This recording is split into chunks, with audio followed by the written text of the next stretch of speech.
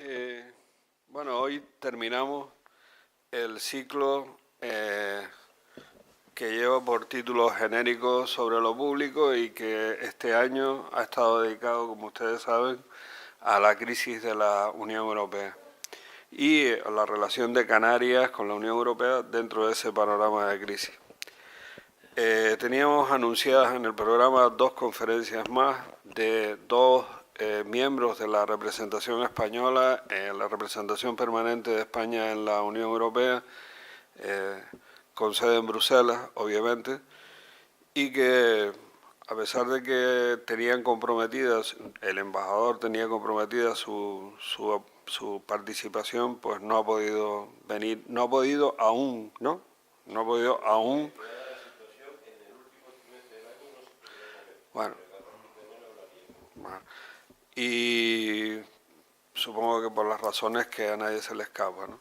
Y entonces, pues, una vez que tengamos la fecha y el compromiso del embajador, pues fuera de programa vendrá. Y la otra conferencia, desgraciadamente no hemos podido concretarla, que era la que se dedicaba a la defensa dentro de la Unión Europea. Pero como ya tuvimos también una conferencia sobre defensa, pues lo uno por lo otro está cubierto ese espacio. En general, hemos tratado la crisis de la Unión Europea desde los refugiados, la defensa, hoy vamos a ver la cohesión económica y social, la política regional, hemos tratado las regiones ultraperiféricas, hemos tratado muchos temas que espero hayan servido para que aquellas personas que son vocacionalmente europeístas, como yo, pues afinemos nuestros argumentos, y para los que son críticos o no son europeístas, pues también afinen sus argumentos, de tal manera que el diálogo y el debate sea en el futuro sustentado en mayores niveles de conocimiento.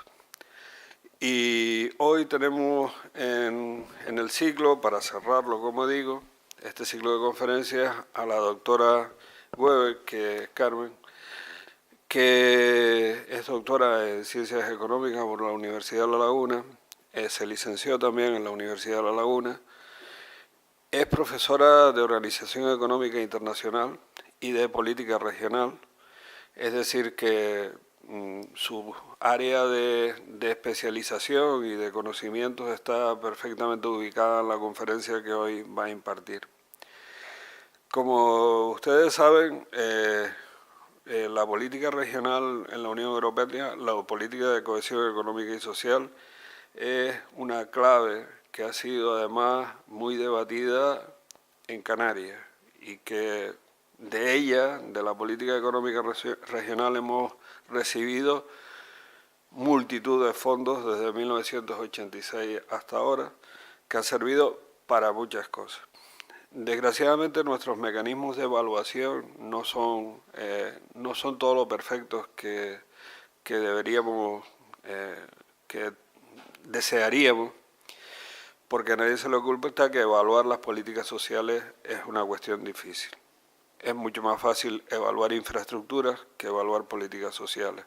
De todas maneras, las evaluaciones que hemos hecho revelan pues un importantísimo efecto sobre el crecimiento económico y un importantísimo efecto sobre el empleo. En este momento estamos en una situación crítica sobre la política regional. Carmen ahora hablará de esto, pero claro, la gran incógnita que tenemos en relación con la salida del Reino Unido de la Unión Europea hace que toda la cuestión de financiación de la política regional esté ahí un poco en el aire, cuando este año, ya en el año 2017, tenía que estar resuelto. Pero en fin, todo esto lo hablará Carmen Weber y estoy seguro que va a ser una conferencia muy clarificadora al respecto. Así que le dejo la palabra agradeciéndole su disponibilidad, su disposición y el que esté esta noche con nosotros.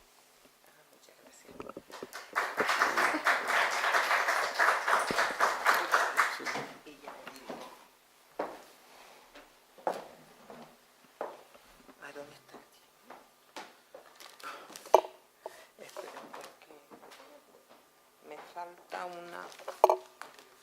Esto está aquí, ya está. Muchas gracias a todos, muchas gracias, José Luis, por tus amables palabras y ambiciosas. No sé si voy a clarificar o saldrán de aquí peor que como entraron, pero lo intentaré. Agradecerle a la Real Sociedad Económica su invitación, al equipo organizador, a ustedes la asistencia. Y sin más vamos a empezar. Como verán, yo voy a hablar de lo que es la política de cohesión económica, social y territorial, que es la denominación que tiene ahora, y voy a hacer un esbozo de cuál ha sido su evolución, cuál es su situación actual y cuáles son sus perspectivas. Es muy complicado entender las perspectivas o dónde estamos sin antes saber de dónde venimos y cuáles son las razones que se encuentran detrás y que en gran medida justifican y sirven para legitimar, por lo menos desde el punto de vista práctico y teórico, la existencia de una política de cohesión dentro de lo que es la Unión Europea. Bueno, en ese sentido, en primer lugar, comentar que lo que es la Unión Europea, tal como lo entendemos ahora, y desde sus orígenes, se ha desarrollado fundamentalmente sobre dos vectores, que son la profundización en políticas, en acciones, y lo que es la ampliación y extensión en lo que son su número de miembros. Bueno, desde un primer momento tenemos que esos dos elementos van a marcar clarísimamente lo que es un aumento en el grado de diversidad de la Unión, un aumento en el grado de diversidad cultural, en el grado de diversidad histórica, pero también un crecimiento muy fuerte en lo que es el grado de desigualdad o el grado de disparidad en lo que son sus indicadores económicos y sus indicadores sociales. Espérense a ver si esto va bien. Ahí tienen ustedes cuál es la situación de lo que es la Unión Europea en cuanto a lo que es el Producto Interior Bruto per cápita por regiones, donde se ve una creciente disparidad que después de lo que ha sido este periodo de crisis, pues en gran medida se ha acentuado, si bien después de los años el 14, 15 y también el año 16, en lo que es el presente año, pues el 17, perdón, se va dando una mejora en esos indicadores, pero muchos de ellos están en una situación peor que cuando se inició lo que es la crisis económica. Las disparidades son claras desde el punto de vista de lo que es tanto el PIB como desde el punto de vista de lo que es las tasas de desempleo que se registran en lo que son los Estados miembros y sus regiones. Ya verán con las transparencias, irán viendo cómo se ha dado, y lo veremos, un crecimiento y se han comportado bien determinadas regiones como son las regiones de reciente incorporación a lo que es la comunidad, como las regiones que se encuentran en una situación más, podríamos decir, más favorable, esas han seguido creciendo, pero hay un grupo de regiones y países que son los de renta media, entre ellos se encuentra España, que han registrado una situación peor que el resto de grupos de regiones. Por lo tanto, es un reto para la hora de ver cómo se va a abordar eso en el diseño o en el rediseño de la política de cohesión. Ahí tienen los niveles de desempleo y a continuación tienen les puse el 16 al 15 y tienen ahí lo que es el tema de educación superior en población de 25 a 64 años, los indicadores que hay dentro de lo que es la Unión Europea. Por lo tanto, tenemos un mapa muy heterogéneo, con muchos colores, fruto de justamente lo que es esa diversidad. ¿Por qué una política de cohesión? Bueno, ahí tienen los datos a nivel nacional, donde se ve que la disparidad es una disparidad importante, donde nos encontramos con países como Luxemburgo, con una renta superior al 266% sobre el 100 de la media de la Unión Europea de los 28, y países como Bulgaria con una situación de un 47%. En las tasas de empleo nos encontramos también con una disparidad muy fuerte, Suecia y Grecia, pero estas disparidades, si las vamos a analizar desde el punto de vista regional, incluso son importante. Ahí tienen la disparidad regional de las 10 regiones superiores, que están en una situación más beneficiosa, y las 10 regiones que están, o la población de las 10 regiones que está en situación peor. La diferencia, la proporción es un 3,8 de diferencia, en cuanto a las tasas de empleo es un 1,6. Eso en un proceso de integración, si sobre todo lo comparamos con Estados Unidos, por ejemplo, o con Japón, tenemos que las disparidades son muchísimo más elevadas en la Unión Europea que, por ejemplo, en Estados Unidos, incluyendo el hecho de que en Estados Unidos ha aumentado mucho la disparidad, incluyendo el hecho también que en la Unión Europea también ha aumentado, y en España también. El Fondo Monetario Internacional sacó una nota de prensa llamando la atención de que en España era uno de los países de la Unión donde mayor se ha disparado más lo que es la disparidad en cuanto a renta. Por lo tanto, la política regional, con estos datos, es más que suficiente para justificarla. Tenemos que esa política regional, como el conjunto de lo que podríamos denominar instrumentos para hacer frente y corregir esas desigualdades, podemos decir que están perfectamente legitimadas, y más en un espacio que aspira a integrarse. En un proceso de integración, la desigualdad y la no cohesión es un altísimo riesgo para que el proceso pueda culminar o vaya bien. En cuanto a lo que es la evolución de la política de cohesión, de lo que hoy se conoce como política de cohesión económica, social y territorial, o lo que es la política regional, tenemos que ya desde los orígenes aparecía recogido en el Tratado de Roma la necesidad de un desarrollo armonioso de lo que son las regiones, la reducción de las diferencias, la reducción de disparidades entre las distintas regiones. Si bien no podemos hablar, lo que es el Tratado de Lisboa incorpora la dimensión territorial, pero no podemos hablar de política regional o de política de cohesión en los orígenes de la comunidad. Y realmente no podemos hablar de ella porque la Unión Europea, en sus orígenes, cuando se inicia el proceso de integración, los padres fundadores, a pesar de que recogen ese elemento de reducir las diferencias regionales, confiaban tremendamente en que en la creación de un mercado más amplio y el crecimiento que se iba a lograr en ese mercado más amplio iba a llevar por sí mismo a un proceso de distribución y crecimiento de todos. Se pone de manifiesto que eso no es así, se pone de manifiesto, y la teoría también lo recoge, que el crecimiento tiene efectos polarizantes y que lejos de ir la cosa a mejor, la cosa va a peor.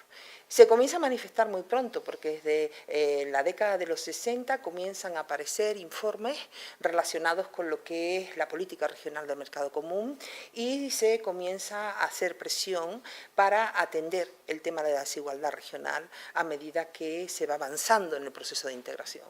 Se crea, bueno, el Fondo Social ya aparecía creado en el Tratado de Roma, se perfecciona, se crea lo que es dentro de la política agrícola un apartado dentro del FEOGA, que es el que se denominaba antiguamente FEOGA Orientación, y se comienzan a dar los primeros pasos con esa primera comunicación, posteriormente con la comunicación del 68 del presidente en aquel momento de la comisión, de la comunidad, Jan Rey, y también con el informe Thomson, que después lo aparece, y con lo que es el informe Timmermans, que hace referencia, cuando se comienza a plantear la necesidad de reformar, de la primera reforma de la Unión Europea. Se comienza a plantear justamente en una etapa en la que la Unión Europea, en aquel momento no es Unión, Comunidades Europeas, pues está viviendo un momento muy crítico como consecuencia también de los cambios que se dan en el escenario internacional, con una crisis continua ya en el sistema monetario internacional a lo largo de toda la década de los 60 que se acentúa, con el intento dentro de lo que es la Unión Europea de avanzar en lo que es la Unión Monetaria, la primera propuesta del informe Werner, y como consecuencia de ello, para poder avanzar en esa propuesta de Unión Monetaria, era indispensable abordar el tema de una unión más armónica, de una comunidad más armónica, no con tantas desigualdades, o por lo menos con las desigualdades que apareció, como el caso italiano, y que no se veía que mejoraran con el tiempo. Bueno, como consecuencia de ello, en el año 75 se crea lo que es el Fondo Europeo de Desarrollo Regional, lo que hoy sigue denominando y se lo seguimos conociendo como FEDER, con el objetivo de corregir esos desequilibrios, con un predominio claro en agricultura, en cambio industrial, en desempleo estructural, Las operaciones eran operaciones estrictamente de carácter nacional, los fondos se mandaban desde lo que es la Unión. Dense en cuenta que también en ese periodo se está discutiendo, bueno, anteriormente, pero en el tema del presupuesto comunitario, es una etapa muy convulsa en lo que son la crisis de la silla vacía, en la década finales de los 60, o sea, es una etapa convulsa desde el punto de vista institucional y además, a partir de la crisis del petróleo, el golpe que se le da a la Unión es realmente muy importante. Muchas de las circunstancias en las que nos encontramos ahora, aunque parezca quizá un poco ambicioso en la afirmación, beben de los desequilibrios que se generaron en aquel momento, el destartable desde el punto de vista de empleo, déficit, pérdida de centralidad de Europa, el efecto de la crisis trastocó profundamente lo que era el mapa regional, los niveles de crecimiento y como consecuencia de ello pues se crea lo que es este fondo regional. Bueno, esto sigue caminando, la década de los 70 y tenemos que en los 70 también se incorporan 3 nuevos países, como ustedes saben, el Reino Unido, Irlanda y lo que es Dinamarca. Noruega finalmente dice que no, pero con la incorporación de Irlanda también aumenta. Se ve que la diversidad regional se incrementa, la diversidad regional Reino Unido importante y Irlanda con un nivel de renta muy inferior. Por lo tanto, había que compensar ese tema. Los años 80 tenemos acontecimientos importantes que van a ayudar y a complementar lo que es esta marcha y esta evolución hacia lo que va a ser una política regional comunitaria. Realmente es en esta década cuando podemos empezar a hablar de una política regional en la Unión, en sentido amplio, donde se plantea, después de mucha discusión, casi una década de discusión, el por fin abordar la reforma de los tratados con la primera reforma del Acta Única Europea y donde además se incorporan 3 nuevos países en esta década con una importante riqueza regional, con una estructura institucional como es el caso español o portugués, pero España muy claramente, muy marcadamente regional y donde evidentemente pues se tenía que hacer frente a ese aumento de diversidad, con un nivel de renta inferior a lo que es la media comunitaria y por lo tanto no parecía viable que eso se pudiese mantener. Sobre todo cuando la Unión Europea en aquel momento se plantea una reforma y esa reforma es una reforma enfocada fundamentalmente hacia lo que es el mercado. Se opta por un fortalecimiento de los 4 pilares básicos de la Unión Europea, la libre circulación de personas, capitales, servicios y mercancías, y a raíz de eso, Acta Única con reforma institucional, pero sobre todo en el ámbito económico el tema del libro blanco sobre el mercado interior, y en aquel momento Jacques Delors, que era el presidente de la Comisión, era muy consciente de que ese mercado interior iba a venir acompañado de un aumento de la desigualdad. La experiencia anterior puso en manifiesto que sí, crecimiento sí, pero que el crecimiento se daría, pero que también el potencial de que las disparidades regionales se aumentaran era importante. Por lo tanto, ahí, además de los países con mayor cantidad de disparidades, se sientan las bases, como les digo, de esa política. ¿Y cómo? Bueno, un refuerzo muy importante, se establecen una serie de principios, ya dejamos hablar de una política descoordinada, de fondos cada uno por su lado, aunque había una cierta coordinación, dejamos de hablar de yo les doy y ustedes hacen, no, comenzamos a hablar de una serie de principios claves como la concentración, la cooperación, la programación, la adicionalidad, una serie de elementos que van dando forma, con un aumento muy importante de los recursos, que van a ir dando forma a lo que es eso que denominamos política de cohesión económica, social y territorial. Ahí tienen la integración de los fondos estructurales, en aquel momento pues tenemos el FEDER, el Fondo de Orientación, lo que es el Fondo Social Europeo, tenemos esa integración, 5 objetivos prioritarios, normas uniformes, gestión descentralizada y un incremento, como ven ahí, de los fondos estructurales realmente importante. Con todo, a partir de ese momento se da un creciente peso de la política de cohesión dentro de lo que es el presupuesto comunitario. También hay que decir que esto coincide con lo que es la negociación a nivel internacional dentro de lo que es la Organización Mundial de Comercio, donde se cuestiona duramente lo que es la política agrícola comunitaria. Una política agrícola que que absorbía un 70% del presupuesto de manera bestial, y donde comienzan a darse cambios y donde la política de cohesión o política regional va a ir cogiendo cada vez un poquito más de peso. El momento actual es un 36, tampoco es que haya aumentado un montón desde los 80 hasta el momento actual, pero sí que se da una caída importante en lo que es el peso de esa política agrícola común. En la década siguiente el esfuerzo se duplica. Tenemos ahí que aumenta de manera sustancial lo que es los recursos y además se establecen marcos coordinados, el marco comunitario de apoyo, programas operativos, documentos únicos de programación, iniciativas regionales, acciones innovadoras.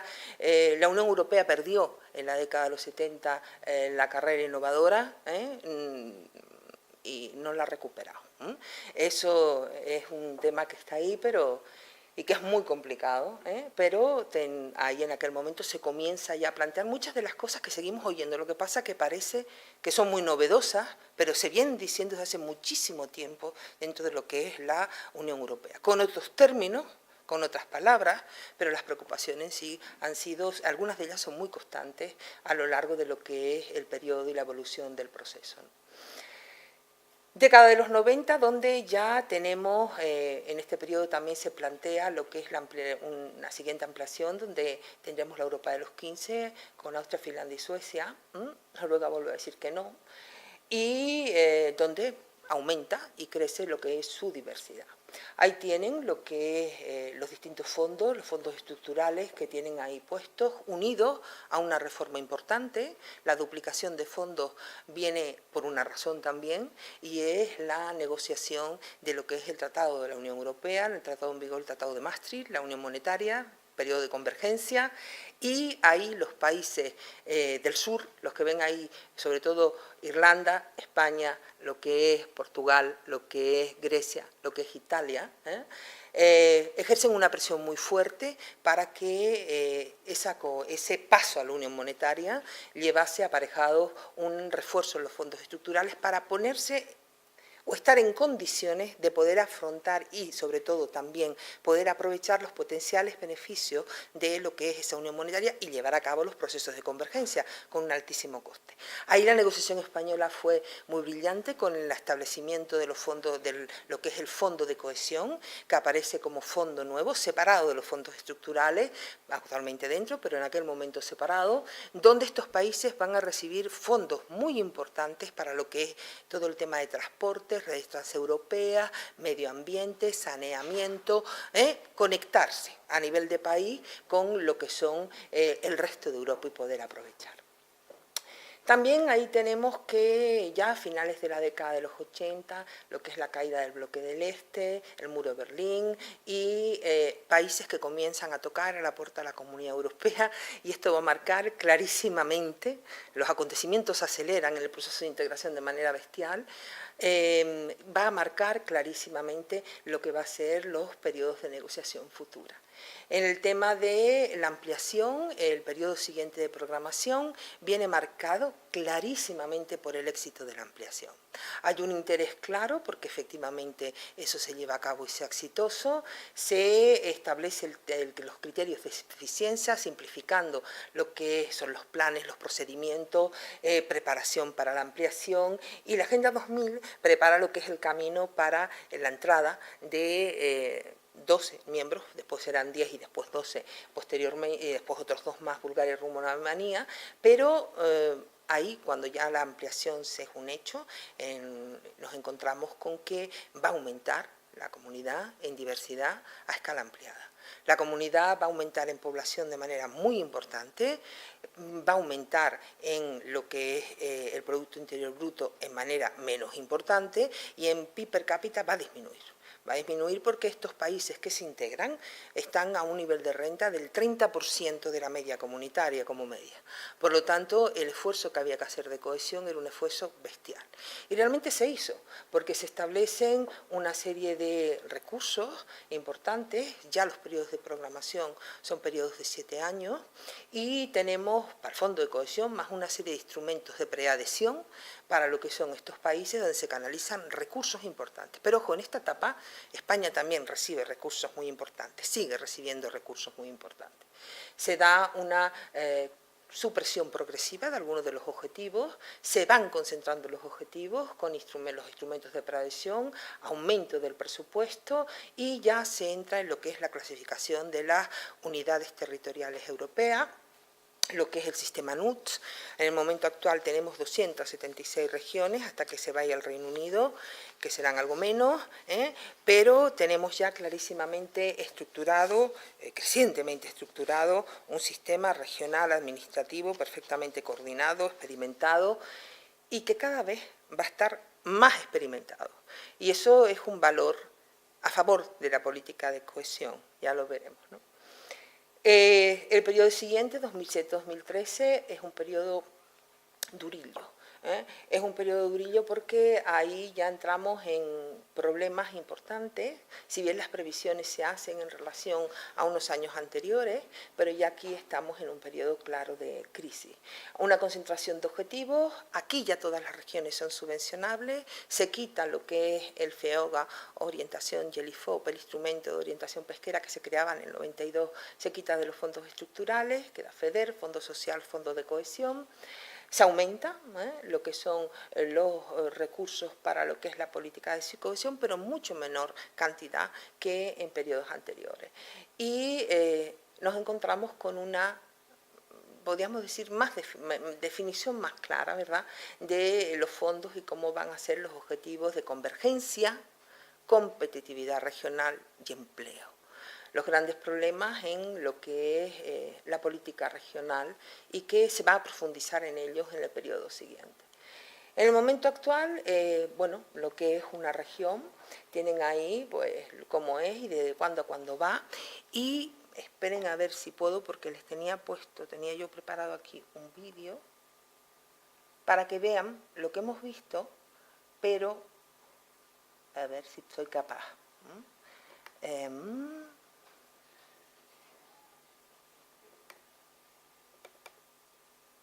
De cómo evolucionan las áreas elegibles desde el año 89 hasta lo que es el momento actual. Es muy ilustrativo porque se va viendo cómo cambia territorialmente, desde el punto de vista de los países, cómo los países van cambiando de posición en cada uno de los periodos y cómo los rojos siguen siendo muy rojos, por mal.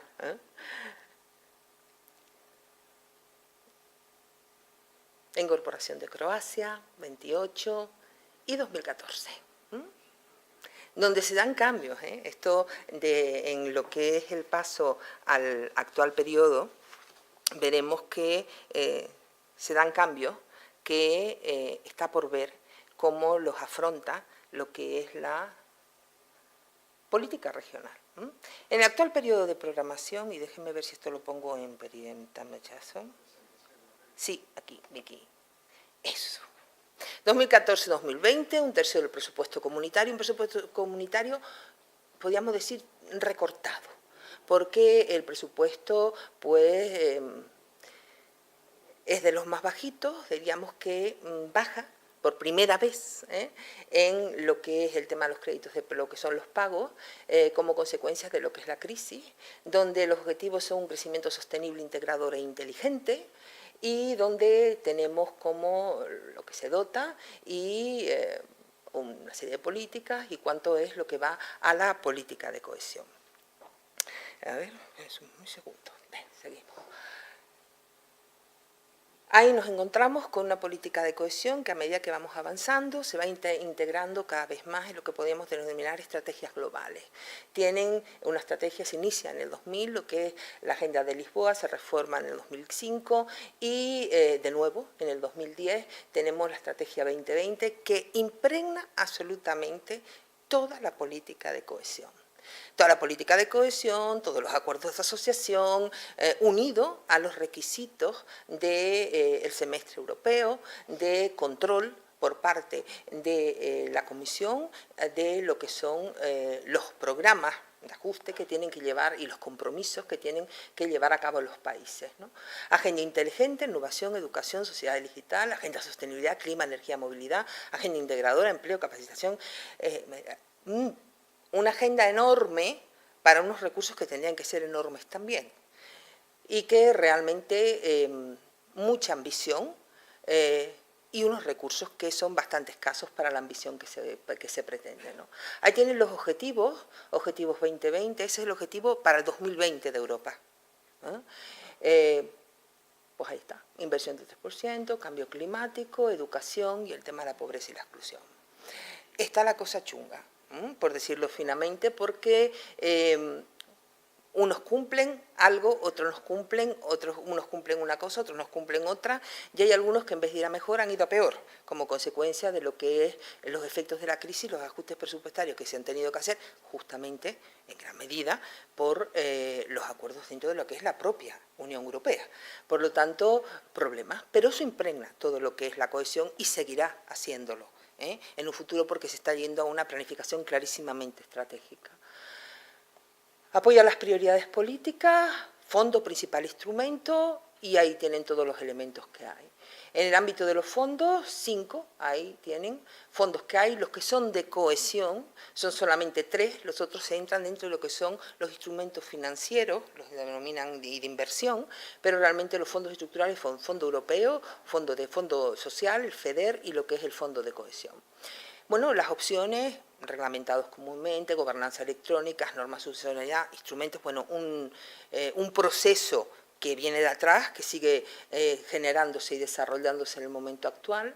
La proporción de los fondos en la inversión pública, indicarles que la política de cohesión ha servido en gran medida como política anticíclica.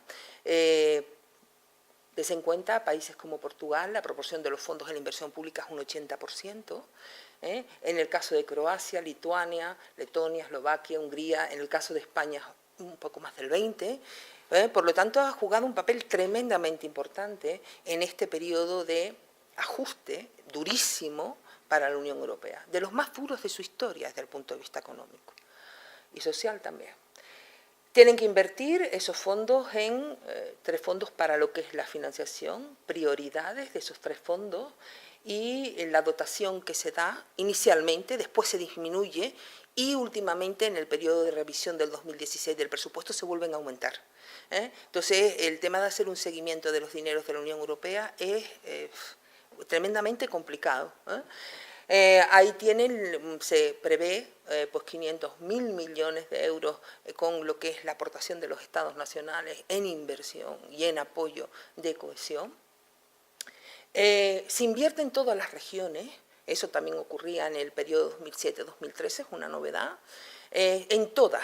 Aquí se invierte el fondo de cohesión, los fondos de cohesión económica, social y territorial van a los países desarrollados de la Unión, a los países intermedios, podríamos denominar, y a los países menos desarrollados, con una concentración importante, mayor incidencia evidentemente por habitante en los países en desarrollo, pero va a los menos desarrollados, pero va a todo el territorio de la Unión Europea.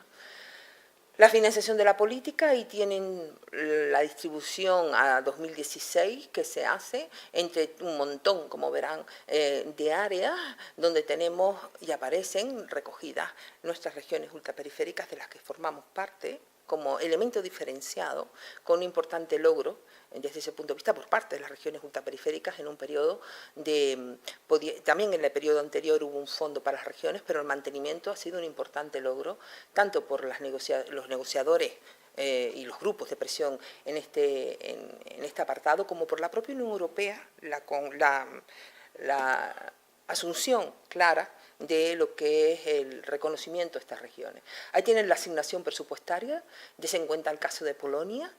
Es importantísimo los fondos que ha recibido Polonia. Durante mucho tiempo España fue el primer país que recibió fondos de cohesión, durante mucho. El 2007 ya dejó de serlo, pero está entre los 5 primeros que más fondos recibe dentro de lo que es la Unión Europea. El método de programación es un método de programación absolutamente coordinado y controlado, y cada vez más controlado, para que el marco estratégico común se respete en los acuerdos de asociación, se respete en los programas operativos, en la gestión y lo que es la subordinación, la supervisión y el seguimiento de lo que son esos programas. Objetivos temáticos, tenemos 11 objetivos temáticos. 11 objetivos temáticos que van cambiando, o sea, no, pues tenemos el FEDER en los marrones, pero también se puede encargar de verdes y algo de azul. El Fondo Social en los azules, pero también algunos de los otros. O sea, que van combinando esos objetivos temáticos con los distintos fondos, con distintos niveles de concertación y obligación de cumplimiento, ¿no? Mayor hincapié en los resultados, indicadores, un sistema de indicadores que es muy exhaustivo, informes de actividades, una supervisión importante y una evaluación cada vez más estricta. Y además una reserva de eficacia, un 6% de financiación que se deja sin aplicar, pendiente de comprobar que las prioridades en los programas se han cumplido. En caso de que se cumplan, se dará.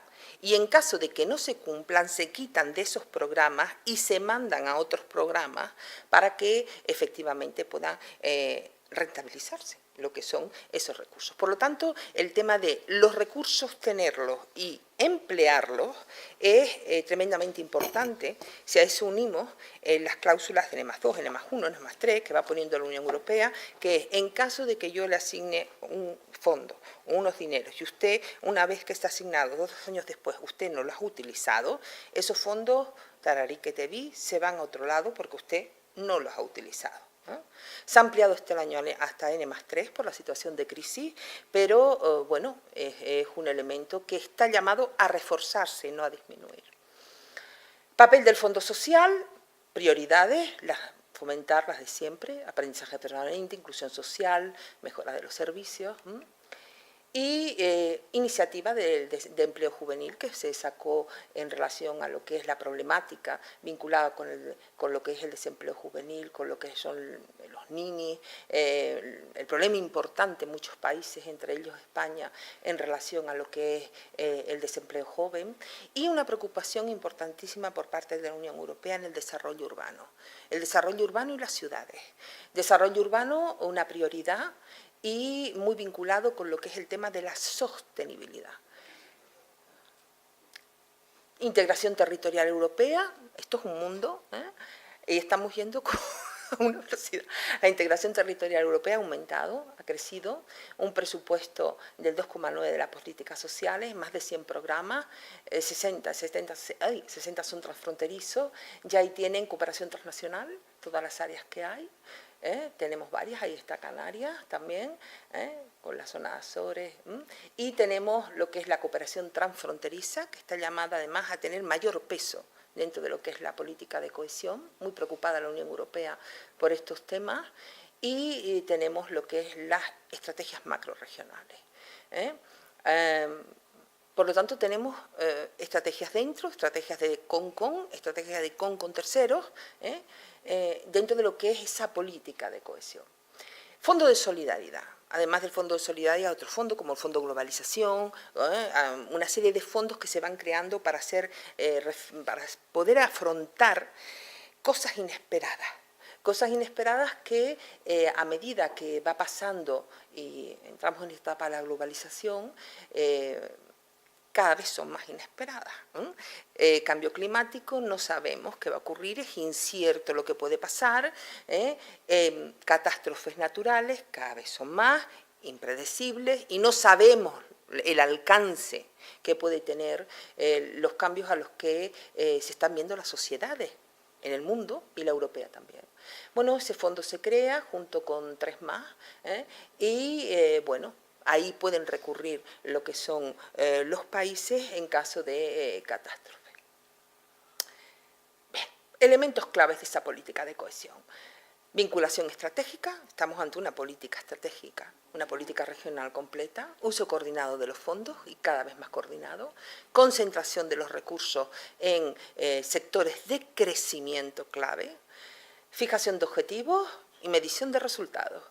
Condiciones adecuadas para la inversión, evaluación ex ante antes de darte la inversión, miran que tienes condiciones adecuadas para que esa inversión pueda ser, entre comillas, rentable y añadir valor añadido a la Unión Europea, papel reforzado de los socios y un enfoque integrado de desarrollo territorial. Y refuerzo de la cooperación entre fronteras. Esto está muy vinculado también con la frontera exterior, no olvidemos, no solamente dentro, sino también fuera, dentro de lo que es la Unión. En cuanto a lo que es las gracias, esta la vamos a ver después, comentarles que con todo, la política de cohesión, ¿qué plasma en el presupuesto comunitario? Bueno, voy a plasmar la idea clarísima de solidaridad de la Unión. Promover la transferencia de recursos desde los estados más desarrollados hasta los estados miembros menos desarrollados. Entronca con la tradición europea de estado de bienestar, que todavía está ahí, aunque parezca que no, todavía está, y entroncan también clarísimamente con lo que es la filosofía y las políticas de desarrollo regional con mucho arraigo en Francia y que impregnan desde un primer momento lo que es todo este proceso. Ahí también tenemos que esta política se sustentan sobre dos elementos, el de subsidiariedad y el de proporcionalidad.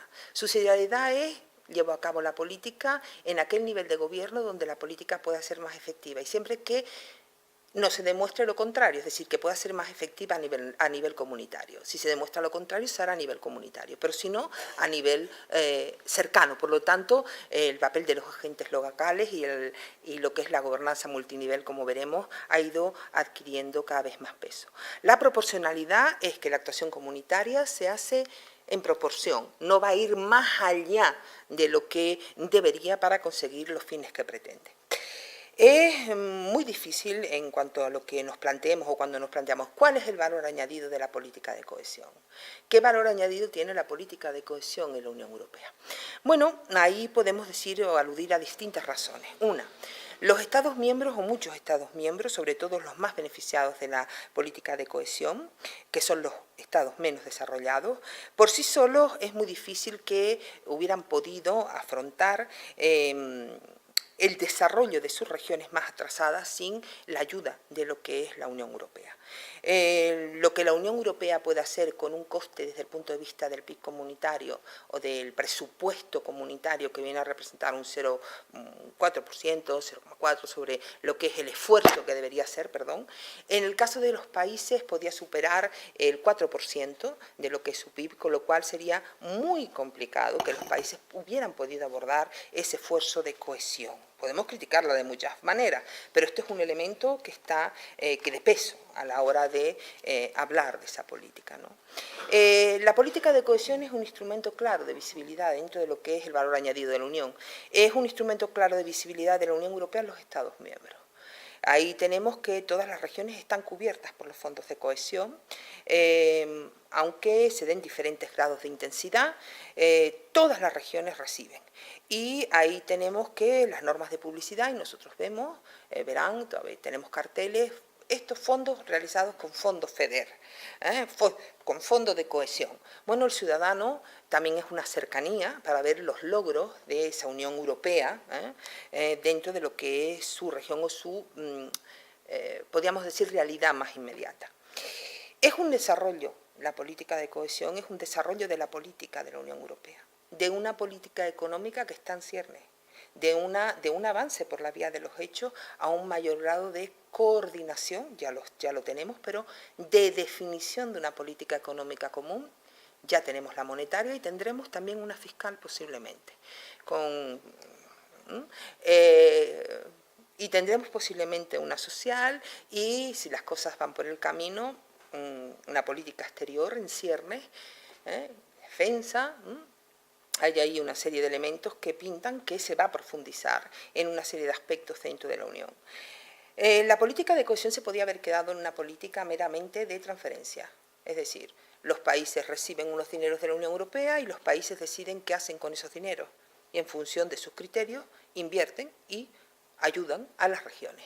Sin embargo, eso no ha sido así. La política de cohesión nos encontramos que la transferencia está clarísimamente condicionada. Está condicionada a incrementar el crecimiento, incrementar la competitividad, crecimiento inteligente, innovador, sostenibilidad y lo que es el empleo. ajustándose a lo que son las prioridades de la Unión Europea, que evidentemente han sido no es la Unión Europea en abstracto, no existe. La Unión Europea y sus Estados miembros han llegado a un acuerdo para que esos objetivos sean. Con todo, la política de cohesión contribuye desde múltiples planos a la creación de un espacio económico más integrado y, por tanto, un mercado interior más eficiente, en términos, podríamos decir, más convencionales, a una dotación en infraestructuras tecnológicas de transporte, a solventar zonas insuficientemente dotadas y, como consecuencia de ello, se amplía la posibilidad de un mercado único y un verdadero mercado interior. Bueno, en cualquier caso, todas las propiedades positivas que nosotros podamos decir de la política de cohesión, como casi todo, ahí tienen, esto está en todos los documentos, que ha creado la política de cohesión en el periodo 2007-2013, a qué ha contribuido, en qué se ha plasmado. Pues sí, se ha plasmado muchas cosas. En el periodo 2014-2020, qué previsiones son las que hay, qué efectos sobre el crecimiento importantes. Algunas zonas no hubieran crecido, los efectos vienen a ser de un 5 a un 6%, de manera importante también en los niveles de empleo. Pero independientemente de todos estos beneficios que yo les estoy comentando, ninguno de ellos basta para garantizar la asistencia de la política de cohesión. La asistencia de la política de cohesión necesita de voluntad política para que la política de cohesión siga. Podríamos decir que todo esto cuelga si hay voluntad política de llevar a cabo una política de cohesión. Por lo tanto, esto sirve, y se está haciendo mucha presión y muchos grupos de presión y organización de la propia Dirección General de Política Regional más otras áreas que han formado un club para presionar que siga asistiendo a la política de cohesión, pero lo primero que se tiene que dar para conseguirla es una voluntad política de que esta política de cohesión siga. La organización de la política de cohesión, como les he comentado, es una política en su evolución que se ha visto condicionada tanto por la propia dinámica interna de la Unión Europea como por el escenario internacional. Y en el momento actual sigue estando marcada. En el siglo XXI, lo que es la ampliación de la Unión hacia el este, llevó a que la Unión Europea llevase un aumento significativo de lo que es su población, de lo que es su PIB, no tanto el PIB per cápita, como les decía, pero la ampliación afectaba clarísimamente de lleno a la política de cohesión. La próxima ampliación de la Unión Europea también afecta de lleno a la política de cohesión. Y todos los Estados miembros, dijo, bueno, pues todos serán lo que es beneficiario de la misma. Se dio una concentración de objetivos, la convergencia es uno de los objetivos prioritarios y también se modifican lo que son los mecanismos de aplicación. La aplicación entre Estados miembros es un reparto de fondos estrictamente técnico. Tenemos un criterio objetivo, una fórmula matemática donde se incluye la población, el empleo, que los Estados acuerdan y que se aplica y con eso sale. Ahí no tenemos gran discusión, pero sí después tenemos discusión en lo que son los denominados flecos del presupuesto. Entonces ahí sí que los países negocian y negocian esos flecos y se sacan cosas. Se sacan cosas en lo que es la negociación bien bilateral para evitar, por ejemplo, un país que no está de acuerdo con los fondos, el presupuesto se tiene que aprobar por unanimidad y este país tiene que ceder, pues se habla con él, se negocia para ver de qué manera, o bien porque se trata de temas que no son necesarios que se discutan en el ámbito multilateral de la Unión, sino que se discuta a nivel bilateral. En segundo lugar, la política de cohesión se instrumenta actualmente dentro de una reflexión estratégica, como les comentaba, dentro de lo que son los acuerdos de asociación. Esos acuerdos de asociación son estrictos, tienen objetivos estratégicos que coinciden con la estrategia común de la Europa 2020, se llevan a cabo programas operativos que coinciden con los acuerdos de asociación y con lo que son la estrategia común de la Unión, y los Estados miembros, cualquier otra autoridad, los lleva a cabo y, bueno, se hace siguiendo crecimiento inteligente, integrador y lo que es el tema de la sostenibilidad. Nos encontramos ante un sistema de gobernanza multinivel. un sistema de gobernanza multinivel donde tenemos que se plasma sobre todo en los comités de seguimiento, donde tenemos que hay Estados miembros, hay regiones, hay ciudades, hay actores sociales, de todos, negociando y llevando a cabo lo que es este proceso. Una pluralidad de agentes que a su vez bueno, lleva un mayor compromiso en lo que es la política o la propia política. El sistema de gobernanza multinivel, como les digo, a nivel administrativo, lleva a que se haya ido generando, esto no ha sido nuevo, sino que a medida que ha sido el proceso se ha ido generando todo un entramado administrativo dentro de la Unión Europea, que es un importante valor. Muchas veces se critica el tema de la burocracia, pero es un importante valor porque tienen un altísimo conocimiento de gestión pública, de inversiones con normas homogéneas, no es fácil, y un activo estratégico para la actual Unión Europea, sobre todo si va a diseñar una política común. En el ámbito económico, el hecho del activo que presupone la política de cohesión, a diferencia de otras políticas de la Unión Europea. Por lo tanto, es mucho tiempo trabajando con ese tema y hay un cuerpo, podríamos decir, adelantado en ese punto. La parte de lastre en lo que es esto que les estoy comentando, bueno, tiene mucho que ver con el sistema de supervisión y control. El sistema de supervisión y control, podemos decir que ha ido cambiando, ha ido tejiéndose la Comisión Europea y se ha ido tejiendo y cambiando de lo que podíamos denominar una supervisión amigable, desde el punto de vista de la verificación, la cesación en caso de que hubiesen prácticas que se consideraban no adecuadas a derecho y la sanción en caso de que tú no las corrigieras, a un sistema de control muchísimo más riguroso, basado en la mayor parte de los casos en la sanción. Ahí tenemos que esto crea una serie de aspectos, podríamos decir algo negativos, inseguridades jurídicas, de la aplicación, sobre todo con carácter retroactivo. Y bueno, ¿a qué se debe esto? Muchos pueden decir, bueno, es normal, porque esto lleva un proceso de mayor evaluación, mayor seguimiento, mayor control de los recursos públicos, pero bueno, detrás de esto también nos encontramos con elementos de carácter político, que no podemos perder de vista. La presión sobre todo la ha ejercido el Parlamento Europeo. El Parlamento Europeo empujado en gran medida por eurodiputados de países contribuyentes netos que tienen reservas claras de lo que es la virtualidad de la política de cohesión y que abogan por un redimensionamiento de la política a la baja. Por lo tanto, una manera de avanzar en ese objetivo es intentar presentar la política de cohesión como una suma de ineficiencias o como una práctica de irregularidades, donde el Tribunal de Cuentas es un brazo ejecutor también dentro de lo que es este aspecto. Está el lado que les comentaba en primer lugar, pero también está, no podemos obviar, el aspecto de carácter político que tiene casi todo en la Unión Europea, como casi todo en economía. El cuarto punto es el establecimiento de mecanismos tendentes a garantizar el impacto de la ejecución.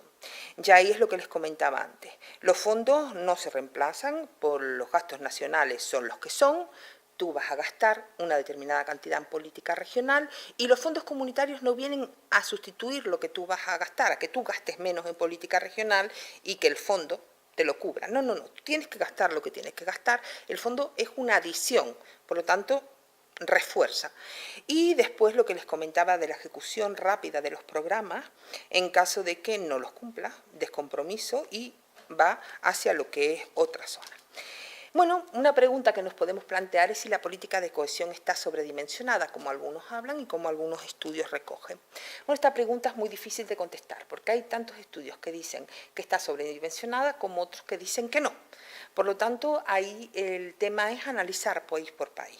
Y, por ejemplo, en el caso de España, podemos decir que no. Por lo menos hasta el periodo de programación anterior, no estaba sobredimensionada. ¿Por qué? Pues porque España medianamente aplicó una buena parte de lo que son los recursos y lo hizo medianamente con un nivel de eficacia que no era malo. La política de cohesión actualmente cubre a todo el territorio, también cubre a los países desarrollados. Razones de peso y políticas para estas circunstancias se dan y plantearnos ya para ir acabando, cuál es el coste de oportunidad de la política de cohesión, porque lo hay. La política de cohesión, los recursos que van a política de cohesión no van a otro lado. Y eso está clarísimamente en la mente y en los procesos de negociación y a la hora de definir la política de cohesión. Un coste de oportunidad claro es el reforzamiento de las políticas sectoriales. Tenemos políticas sectoriales en la Unión Europea para casi todo. Tenemos política sectorial de innovación. El Horizonte 2020 no es la política de cohesión, es otra cosa. Tenemos también política de cambio climático, que no es la política de cohesión. Toca la política de cohesión, pero es otra cosa. Tenemos mejoras de infraestructura, que no es política de cohesión, es política de transporte. Tenemos inmigración. Muchos inmigrantes, no tanto una política de inmigración, pero tenemos eso ahí como un reto importante. Tenemos política social, que toca la política de cohesión. Tenemos políticas sectoriales, políticas temáticas, y ese es un tema. Bueno, en vez de coger la política de cohesión y tenerla como política de cohesión, llevémoslas a políticas sectoriales. Y dentro de los distintos sectores metamos el ámbito de la cohesión. Ya hay algo de eso en la política de cohesión actual. O bien otra opción es disminuir el presupuesto.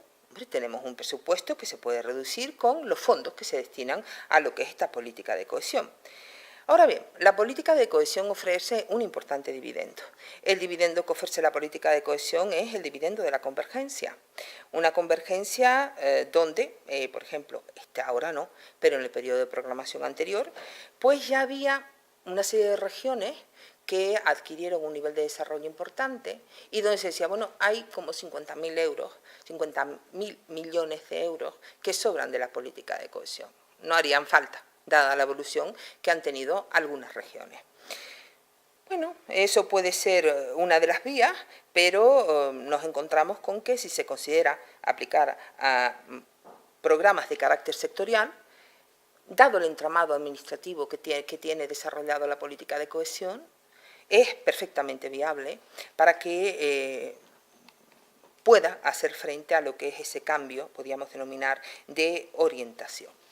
En cuanto a lo que es el futuro, pues el futuro, como bien señalaba, y ya voy acabando, ustedes disculpen, como bien indicaba el profesor Rivero, está marcado por múltiples elementos. Sin duda, un elemento importante es el tema del Brexit. La salida del Reino Unido, se va a negociar un marco financiero, la primera vez en la historia de la Unión Europea, donde hay un país menos, no uno más, ni 12 más, sino uno menos. Por lo tanto, eso va a tener repercusiones, no sabemos cuáles. Depende de cómo se marque la negociación. De entrada, lo que sí tenemos claro es que el presupuesto de entrada, con la salida del Reino Unido, es menos, a no ser que se aumente la cuota. Los países que aumenten del 1 al 1,2, 1,5, porque ya baja el PIB, el producto, la renta dentro de la Unión. Por lo tanto, vamos a tener menos presupuestos si seguimos marcando los límites que tenemos. Después, claro, hay que ver qué se hace con lo que el Reino Unido deja de pagar, qué se hace con el cheque británico, cómo se aborda. Y tengan presentes una cosa, no solamente es el Reino Unido el que tiene prebendas dentro de la Unión Europea. Hay una serie de países, como es el caso de Alemania, como es el caso de Austria, el caso de Suecia, que son 4, que tienen una reducción en el pago del cheque británico. Esa reducción que ellos tienen la pagan los demás. Y una vez que el cheque británico desaparezca, estos países van a tener que pagar más.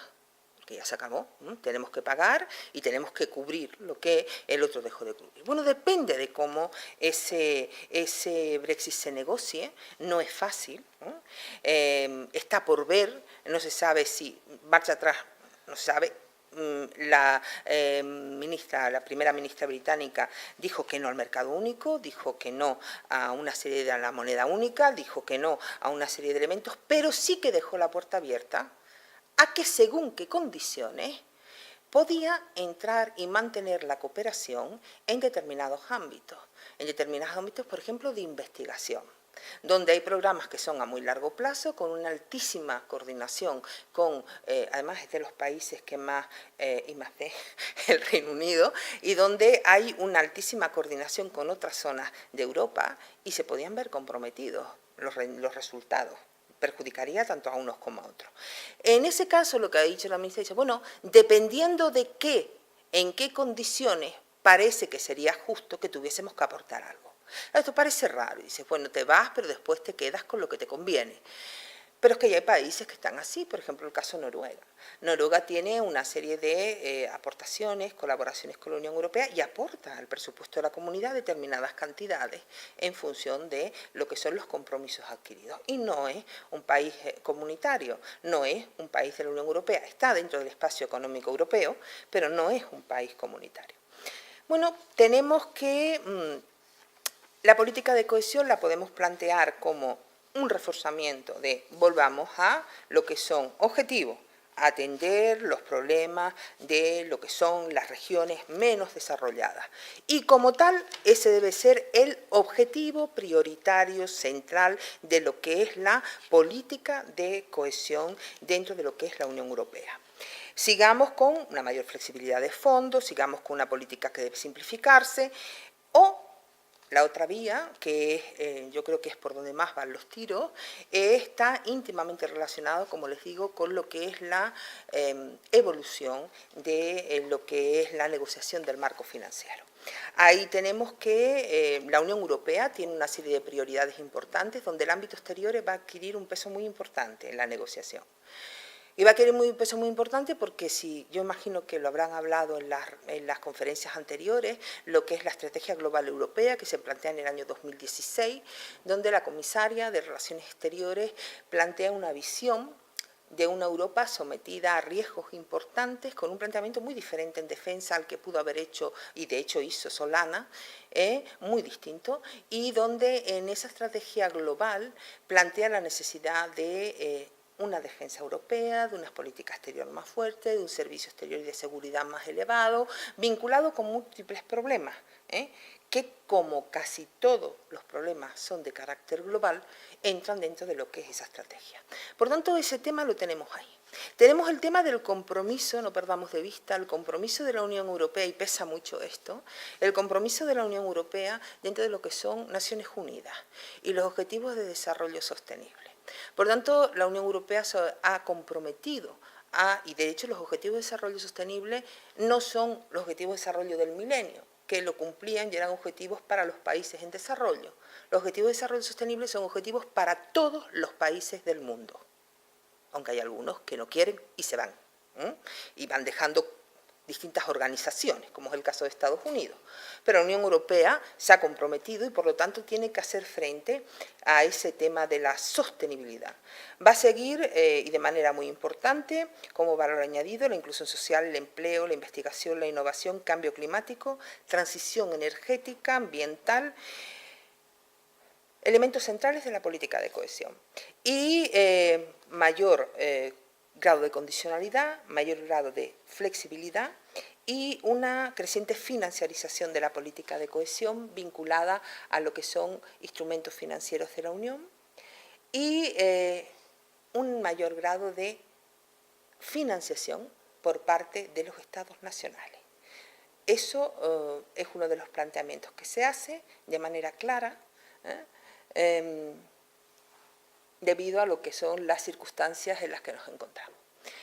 Bueno, muchas cosas en el aire y por último, solamente les voy a poner tiene algunos errores, pero no son míos, son una simulación que hizo el Comité Marítimo de Regiones Periféricas Europeas, donde, déjenme ir a la biblioteca, donde se hace una simulación de la proyección de las regiones, cómo quedarían con Brexit y sin Brexit, y tomando como media, si salió en el año 2017-16, han salido los datos, 3 años antes, toma la media y dice, bueno, ¿cómo quedarían las regiones de cara a lo que es la cohesión? ¿Lo quieren ver?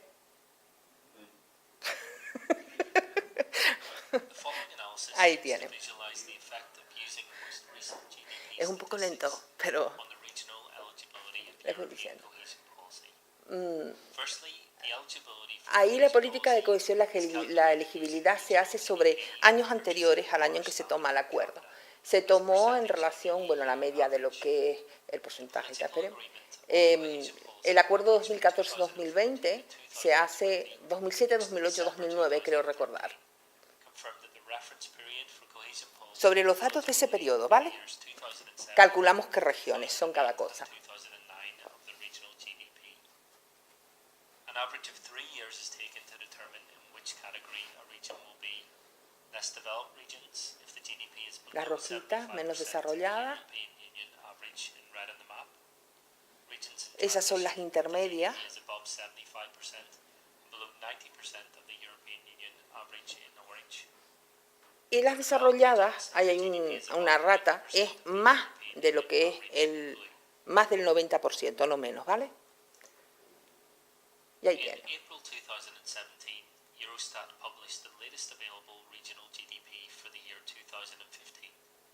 What would happen concerning regional eligibility? ¿Qué va a ocurrir if the last si 3 years presuponemos, of regional GDP were used? cogemos los To datos realize this comparison, we have used regional GDP según la figures publicación for the years unos años 2013, antes? 2014 and 2015, instead of the years 2007, 2008 and 2009, to simulate an eligibility based on the last available data. The exit of the United Kingdom is considered as effective, and we take these effects into account on the EU GDP average and the regional GDP. In comparison with the current regional eligibility for cohesion policy, 34 regions would change category of regions. 11 regions would move up a category in accordance with the increase of their GDP. 8 of them would move from the category of less developed regions to the transition category. This includes 3 regions in the Czech Republic, 1 region in Bulgaria, Lithuania Lo siguen más as o a NUTS menos. 2 entity, Estonia as a NUTS 2 entity, 1 region in Poland, the region of Martinique in France. 3 of them would move from the transition to the more developed regions, 1 region in Austria, Pasarían entire Malta 8 NUTS 2 entity, de menos desarrolladas a transición, de transición a más 23 desarrolladas, regions would have a 3, subsequent y decrease 23 irían hacia abajo. Estarían en una situación peor que en el periodo de programación anterior. Vale. The NUTS 2 region of Border, Midland and Western in Ireland, the region of South Aegean in Greece, the regions of Galicia, Asturias, Cantabria, Castilla y León, Comunidad Valenciana in Spain, the region of Umbria in Italy, Cyprus as a NUTS 2 entity. 12 NUTS 2 regions would move down from transition to less developed regions category. The Greek regions of West Macedonia, the Ionian Islands, Central Greece, Peloponnese, North Aegean and Crete. The Spanish regions of Castilla-La Mancha, Andalusia, Murcia and Melilla. And the Italian regions of Nice and Sardinia. Also, 2 regions would move down from 2 categories of regions.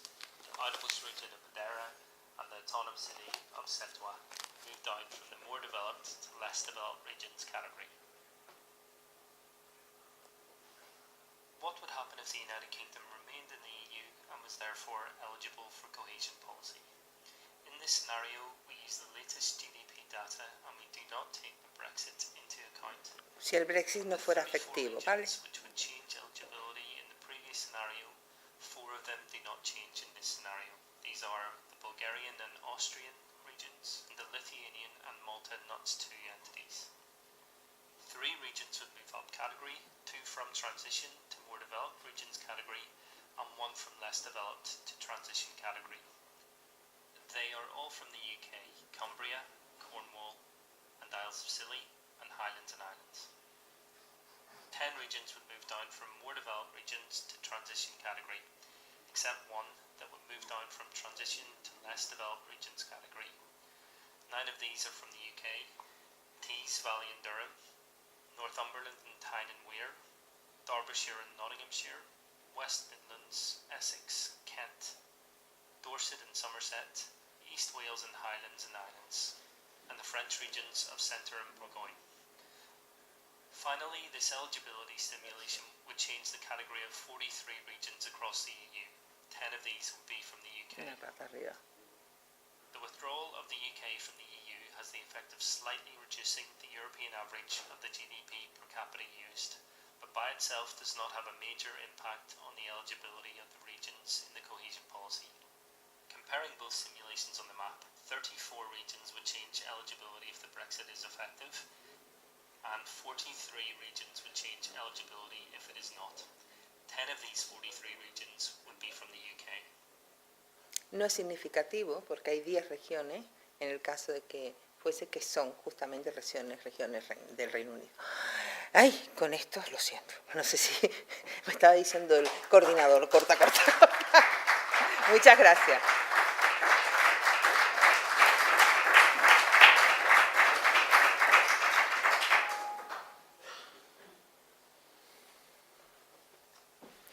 Bueno, pues como siempre, continuamos con el turno de palabra, así que cuando quieran, sí.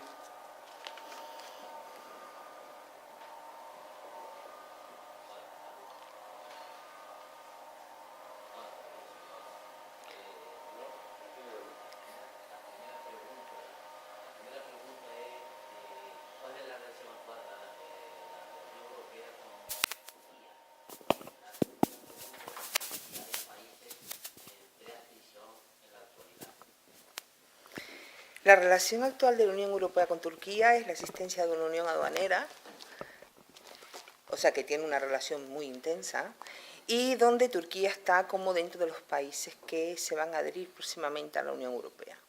Tenemos a Bosnia-Herzegovina, Serbia, Montenegro, Kosovo, Albania, República de Yugoslavia, Macedonia, que tienen prevista la incorporación. Islandia tenía prevista la incorporación también, pero suspendió las negociaciones con el nuevo gobierno y está ahí parada, pero no quiere decir que no, está ahí. Pero tenemos una siguiente ampliación en la comunidad. El tema de Turquía, además, hay intereses estratégicos, intereses de corrientes migratorias, donde Turquía juega un papel muy importante de contención.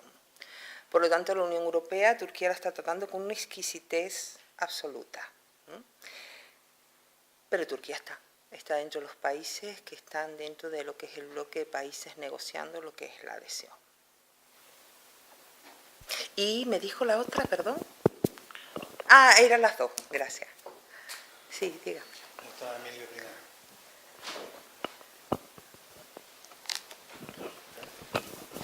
Absolutamente interesante y aleccionador todo lo que nos ha explicado. Muchas gracias.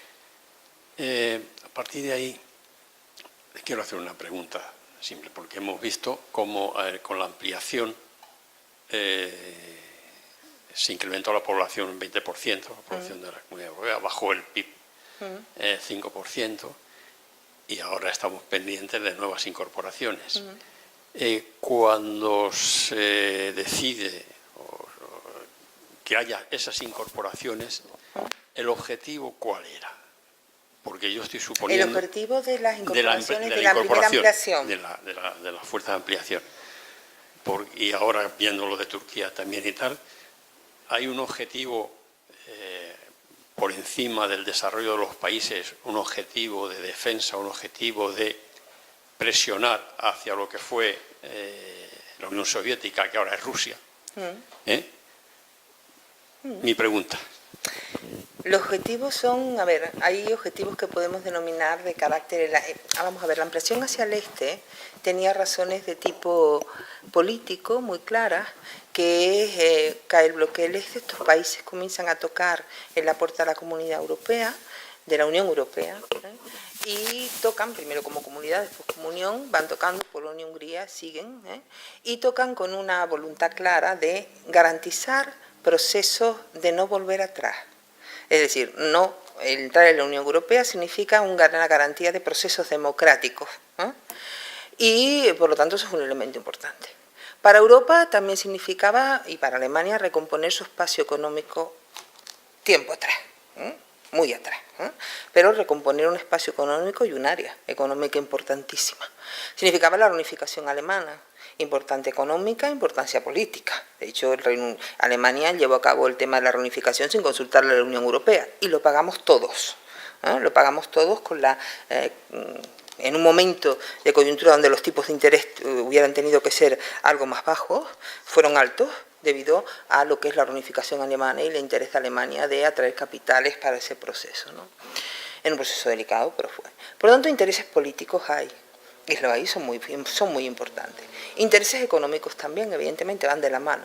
La creación de un espacio más amplio, un mercado más amplio, tiene mayor potencialidad de crecimiento para la Unión. Y bueno, durante la Unión Europea registró crecimientos importantes, y los países también, durante un periodo amplio. Y se profundizó y se ha profundizado de manera muy sustancial en las políticas comunitarias. Y estos países han ido, muchos de ellos han ido pasando a lo que es el tema de la unión monetaria. Por lo tanto, la visión de Europa en el mundo, una Europa fuerte, una Europa amplia, pero fuerte, cohesionada, puede hacer frente a otros bloques que se van configurando, que ya tienen un peso mayor que la Unión Europea, como es el caso de la ASEAN. China por primera vez ha superado a la Unión Europea en lo que son datos relacionados con lo que es la producción. No en PIB per cápita, evidentemente, pero sí que ha superado. Y en el ámbito del comercio va a una velocidad abismal. Por lo tanto, estamos en una configuración de bloques donde el mundo lo veremos algo distinto de aquí a unos años, y donde se está desplazando clarísimamente el centro hacia lo que es la cuenca del Pacífico, y donde ahí todos se están posicionando.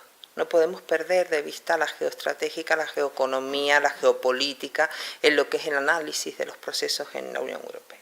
Y, por supuesto, Rusia, que en un determinado momento, bueno, Rusia sigue y ha sido una superpotencia y se está configurando y marcando también. Tenemos Rusia, China, Estados Unidos como está, con salida de la UNESCO, salida de ACNUR, o sea, con un cuestionamiento importantísimo a las instituciones multilaterales.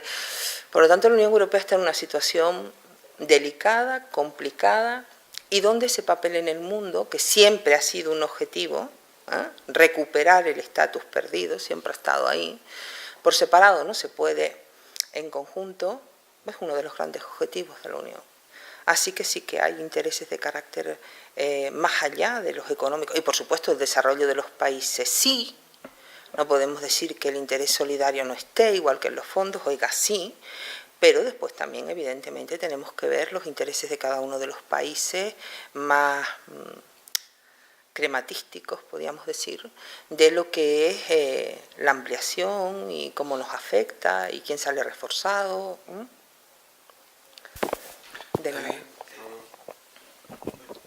Muy interesante la exposición. Muchas gracias.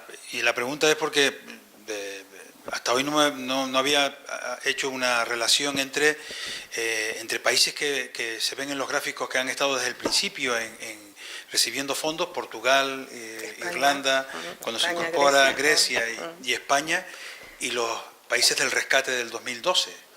¿Es casualidad o hay causalidad ahí? No es casualidad. Y tampoco es que sea una causalidad. No por recibir fondos tienes que estar en el rescate. Estos países recibieron fondos porque son países que se encuentran en una situación estructural o de deficiencias estructurales importantes. Las deficiencias estructurales, como bien sabes, no se pueden solucionar sino en el largo plazo y son muy difíciles de abordar. Y tiene que haber, bueno, aparte de la voluntad política para ello, una concurrencia de actores empresariales, sociales, que son los que mueven, no la política. No puede decir, bueno, esto va a ocurrir, pero si voy a cambiar el sistema productivo, vamos a hacerlo más industrial. Bueno, si los que tienen que hacerlo no lo hacen o no le ven los interés porque donde están o tienen pingües beneficios, es imposible que se pueda dar. Las reformas estructurales son complicadas y hay deficiencias en lo que es el tema, en este tema, ¿no?, que se han mantenido a lo largo del tiempo, que se han perdido oportunidades históricas para hacerlo. Y han habido responsabilidades políticas en ese tema, evidentemente.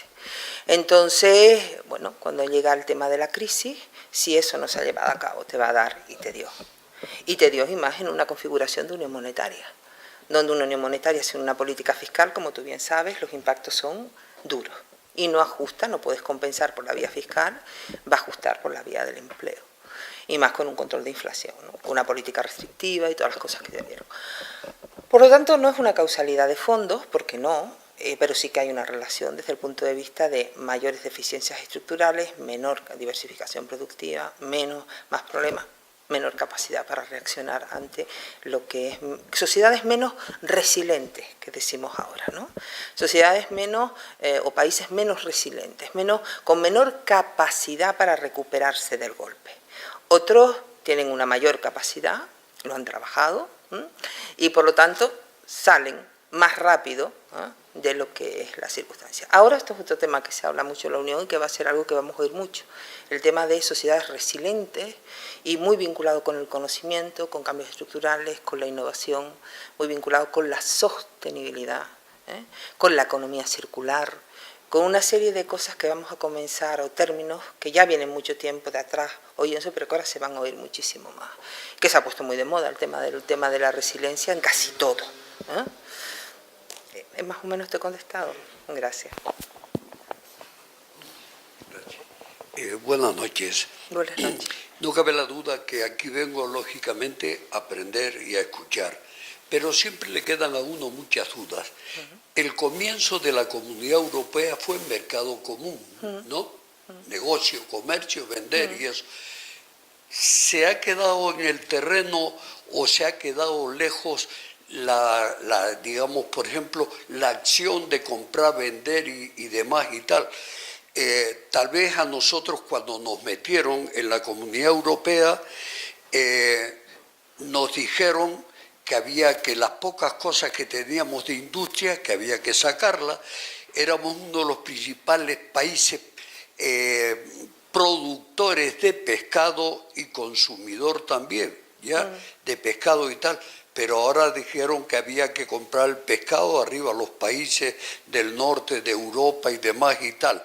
Después, por ejemplo, la cuestión siempre oí hablar, ya la ignorancia que tengo arriba, siempre decían, Europa termina en los Pirineos.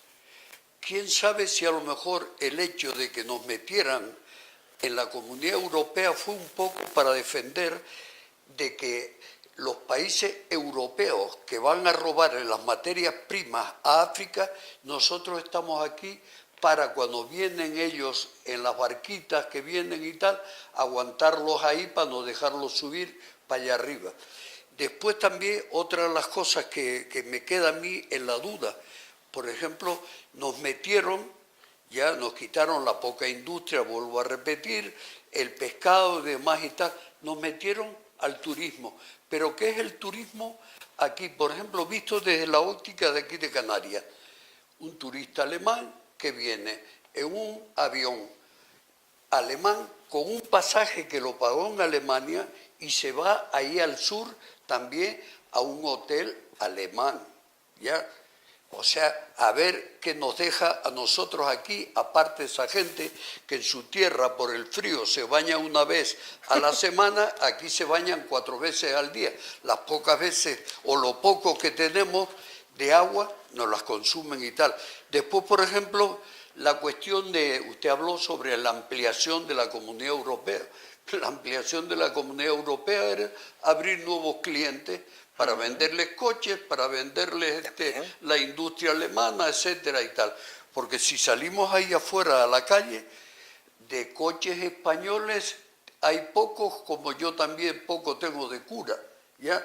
Casi todos los coches esos son japoneses, alemanes, ingleses, franceses, etcétera y tal. De españoles nada. Después, por ejemplo, otra de las cosas, por ejemplo, que me llama mucho la atención, educación. Cuba, un país tercermundista, se gasta el 40% del Producto Interior Bruto en educación. ¿Qué es lo que pasa? Cuba exporta médicos, exporta economistas, exporta técnicos y demás y tal. Nosotros exportamos camareros, ¿ya? Esa es la verdad de las cosas, ¿ya? Sinceramente. Hace unos días o unos meses atrás, quién sabe, el año pasado, estuvo, por ejemplo, haciendo su campaña electoral el actual rector de la universidad, de nuestra Universidad de La Laguna.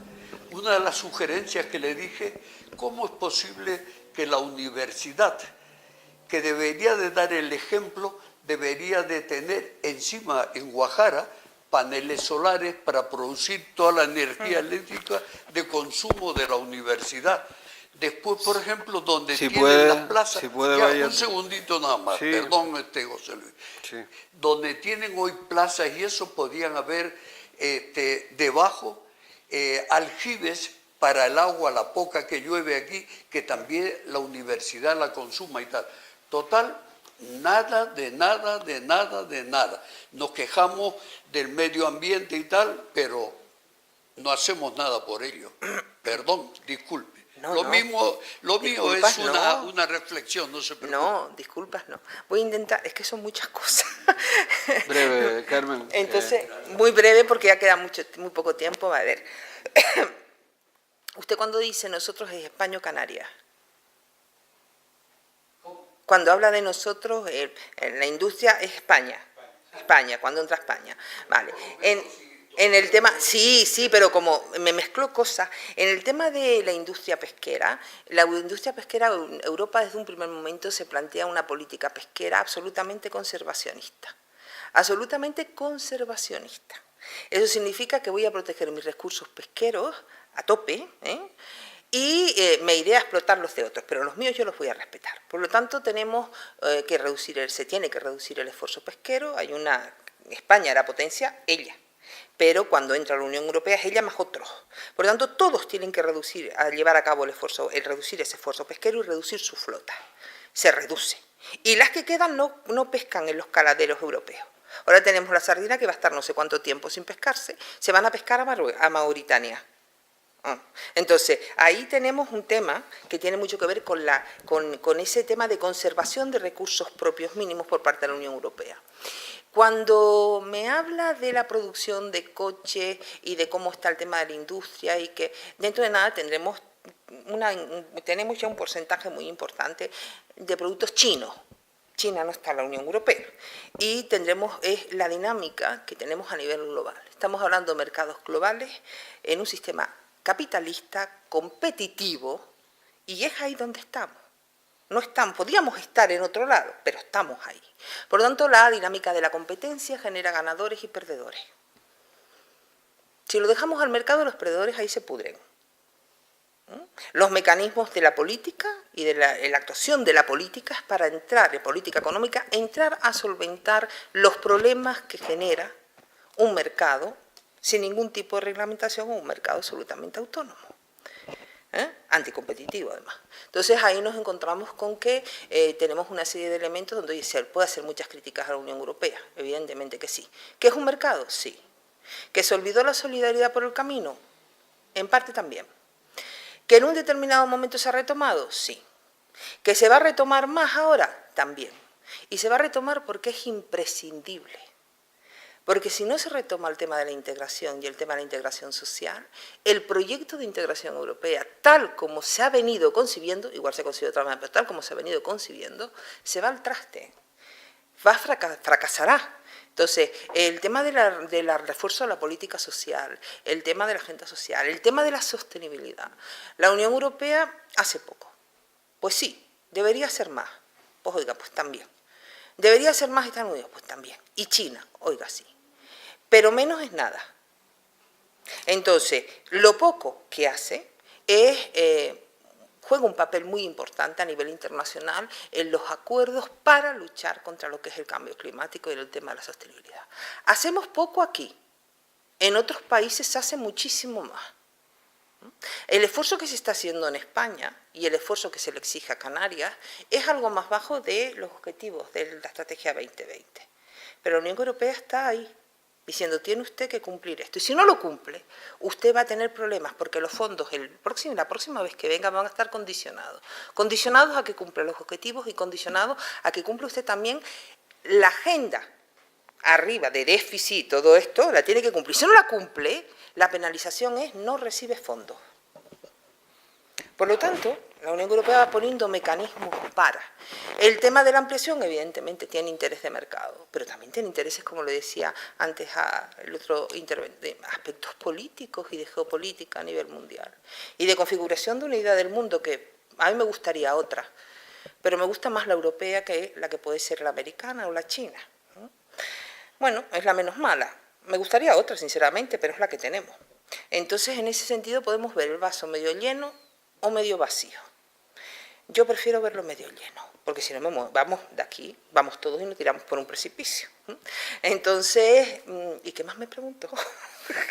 Bueno, Nada vamos más, vale. Gracias, Carmen. Gracias a ustedes. Bueno, pues con esto terminamos la conferencia, el ciclo y hasta el próximo año. No olviden que sigue caminando el ciclo del régimen económico fiscal y que el día 18 empezamos un ciclo sobre producción audiovisual, que es, como les decía el otro día, un sector de los que de verdad están diversificando la economía de Canarias. Es un sector incipiente y con gran potencial de crecimiento. Y creo que podemos entender mejor ese proceso con el ciclo de conferencias que la Real Sociedad ha programado. Muchas gracias por su asistencia y hasta el próximo año. Muchas gracias a todos.